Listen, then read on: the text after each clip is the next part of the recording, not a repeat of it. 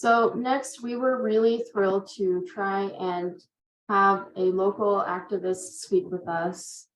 Cheyenne Anderson is here with us today, and she is a student at Bosque School. We were able to reach out to her and see if she was interested in speaking with us. And so if it's okay, I just want to read a little bit about Cheyenne's background. Cheyenne is Istaksitali.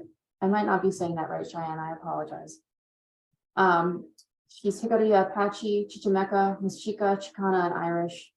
And she's an activist, artist, photographer, and environmentalist, and an aerialist with Circo Latino. Cheyenne was born in the South Valley, in the same home as her mother was born in. She volunteers at La Placita Institute, which works in the community to break cycles of youth incarceration. La Placita uses culture, traditional medicine, growing, and art to heal. She also volunteers at Crossroads for Women, whose mission is to empower women emerging from incarceration.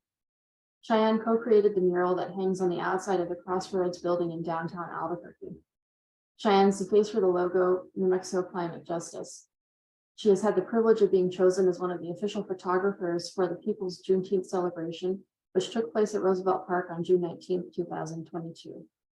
She has been participating in the Cesar Chavez and Dolores Huerta Day of Service every year since she was 4 years old, working alongside Dolores Huerta. She is currently working on 2 books. One is called South Valley, where she is collaborating with Pulitzer Prize nominee Jimmy Santiago Baca, Los Angeles Poet Laureate Luis J. Rodriguez, and the late Pulitzer Prize winner Mary Oliver. The other book is a photo essay about LGBTQ QIP2SAA Two Spirits initiative, working with former Miss Navajo Radmila Cody. Cheyenne has spent time in China, Jordan, Dubai, Mexico, and Ireland, and she also lived in Brooklyn, New York for a few summers. So without further ado, Cheyenne, do you mind introducing yourself or just saying hi? Hi, my name is Cheyenne, of course. So Istaksitali is actually Narawa, and it's my name. So it's like a formal introduction. So it's Kwalitonali Nitsino Anatoka Istaksitali. And I'm just really happy to hear about this project. I went through the online site a little bit, and it looked really cool, especially all the art. So I'm just happy to be here. Thank you so much for clarifying that. I would never have been able to say your Nawa name correctly. So thank you. So you've been clearly involved with social activism and in the community. Could you tell us a little bit more about your experiences and your motivations for what you're up to?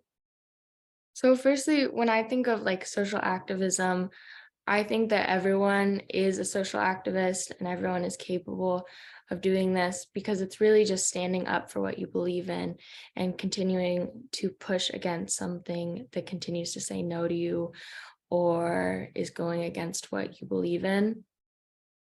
So my main goals for these projects is just to bring awareness of the issues that are facing my own community and showing that we aren't just these stereotypes and we aren't just this propaganda of how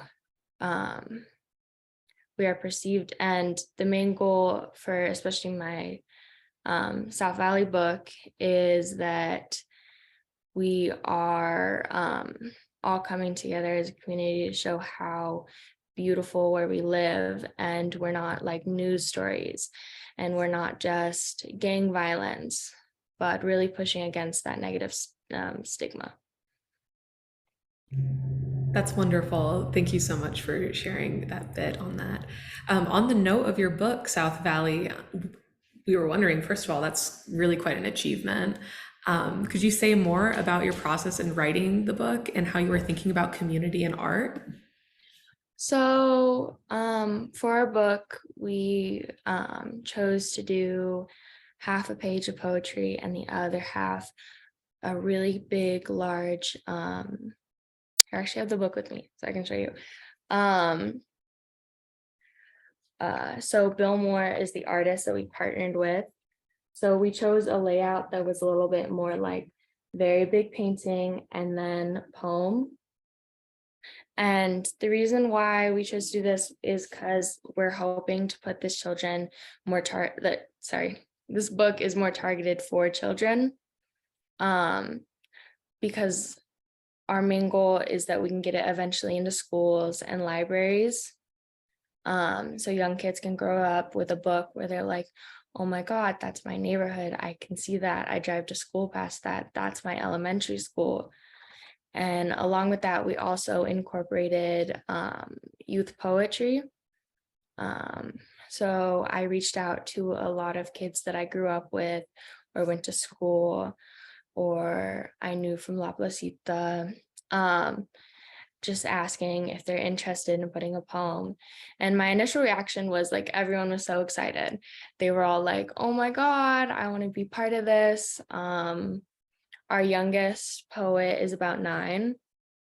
And I heard from her dad that she was like so excited to hear about the book that she just like ran home and all she did all weekend long was write poetry. And that's like the moments where I'm like, this is why this book needs to happen, is so we can get more moments like that. Along with that, we also mixed in with well-known poets. So it's not just a giant poetry book full of adult poets, but it's kind of a mixture. Yeah. Thank you so much for sharing on that. I think that's wonderful. It's a prime example of what we mean by pluralistic methods, bringing in all these voices to create a wonderful chorus that can only create such a beautiful communal song if when brought together. So thank you for that. That is so wonderful. We are deeply appreciative of your presence today. So thank you for taking the time to join us, Cheyenne. And